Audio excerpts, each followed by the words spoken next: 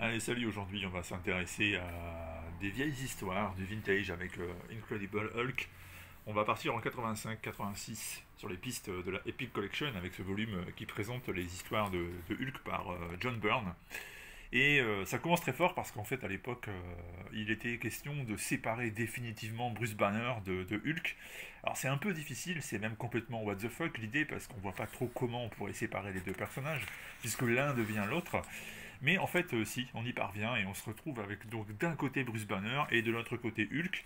Alors un Hulk qui du coup n'a plus la personnalité de Banner pour atténuer son comportement, son caractère. Alors déjà qu'il n'était pas extrêmement commode, mais alors là ça devient une bête incontrôlable. Et Byrne nous raconte et dessine d'ailleurs tout ça relativement bien. Au départ ça semblait quand même très difficile à faire, mais finalement ça passe avec notamment le Doc Samson, Léonard Samson, le psychiatre, psychologue des super-héros, qui lui aussi est dopé au rayon gamma et qui décide de stopper Hulk, qui du coup se lance dans une espèce de rage folle où il détruit un peu tout sur son passage. Bon, finalement, c'est la grande spécialité du personnage, hein. Voilà, donc ce sont ces épisodes-là qui sont au centre de ce volume. Alors ça va durer très longtemps cette histoire, ça va s'étaler sur des nombreux numéros, ça va durer plus d'un an. Il faut dire que ça avait été fait à l'occasion du 25e anniversaire de Hulk à l'époque. Et donc ça avait été une espèce d'arc narratif très très très très long, probablement d'ailleurs beaucoup trop long. Et à l'intérieur de ces épisodes, on trouve plusieurs moments de bravoure. Alors par exemple, il y a un épisode un peu plus loin de Marvel Fanfare, qui était une sorte de mensuel un peu particulier dans lequel on présentait des épisodes hors série ou qui venaient compléter ce qu'on lisait d'habitude. Et Byrne nous présente là donc une histoire avec uniquement des splash pages, donc on a à chaque fois une vignette par page, grand format. Et ma foi, si vous aimez l'artiste, vous allez en profiter parce que là il est dans une grande forme. Il multiplie les cadrages, c'est très très bien. C'est aussi le mariage de Bruce Banner et de sa fiancée Betty Ross. Alors c'est assez particulier parce qu'en fait les deux vont se marier dans cet épisode numéro 319 et le père de Betty, qui est le général Thunderbolt Ross, débarque en plein mariage pour s'y opposer. Et qu'est-ce qu'il fait? Il tire une bastos à bout portant dans le corps de Rick Jones qui assistait au mariage. Donc c'est carrément n'importe quoi. Vous avez Rick Jones qui est au sol, qui vient de se prendre une balle, qui donc est en très très fâcheuse posture, et pour autant le mariage continue, hein. Rick Jones leur fait signe que non non c'est bon, ils peuvent y aller, il est juste en train de se vider de son sang sur le sol, tout va bien, et du coup voilà, ils se marient.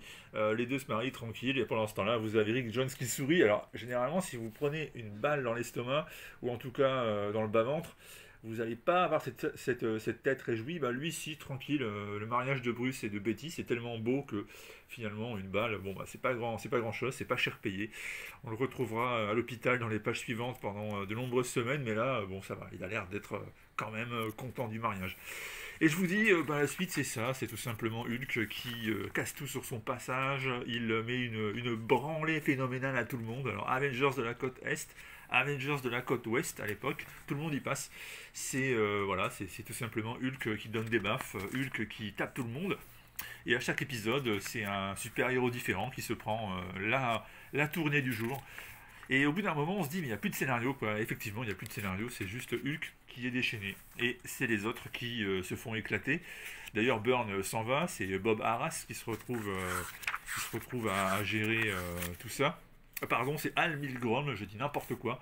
C'est Al Milgrom. Alors lui, on le reconnaît en plus parce que il avait tendance à faire des vignettes assez petites, truffées de texte. Donc c'est vrai qu'il a un style qui fait que, bon, voilà, c'est vraiment du comics d'autrefois. Quand on voit qu'aujourd'hui, certains épisodes se lisent en 4 minutes, 5 minutes chrono, à l'époque, il fallait quand même passer plus de temps. Et c'était même un peu trop pompeux, verbeux, et ça mangeait un peu le dessin. Et donc fatalement, cette histoire se termine comment? Il faut réintégrer Bruce Banner et Hulk, hein, parce que c'est clair que quand ils sont séparés comme ça va pas. On apprend que les molécules de Bruce Banner se dispersent, qu'il est en train de mourir. Alors là encore, ne me demandez pas d'explications scientifiques, j'étais pas assez bon en SVT quand j'étais jeune, et il y a vraiment des trucs un peu bizarres. Et puis tout ça, au bout du compte, ça aboutira à quoi? Ça aboutira au retour du Hulk gris Donc le Hulk gris, tout simplement, c'est la première version du personnage, hein, parce qu'il naît gris et il redevient gris dans ces épisodes des années 80, qui sont vraiment, je répète, hein, des épisodes de baston, baston, baston. Il y a très peu d'introspection. C'est vraiment, ça tape, ça frappe, ça réfléchit après.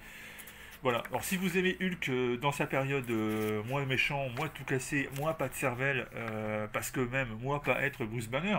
Bruce Banner, le pauvre, il est devenu certes séparé, mais tout seul dans son coin.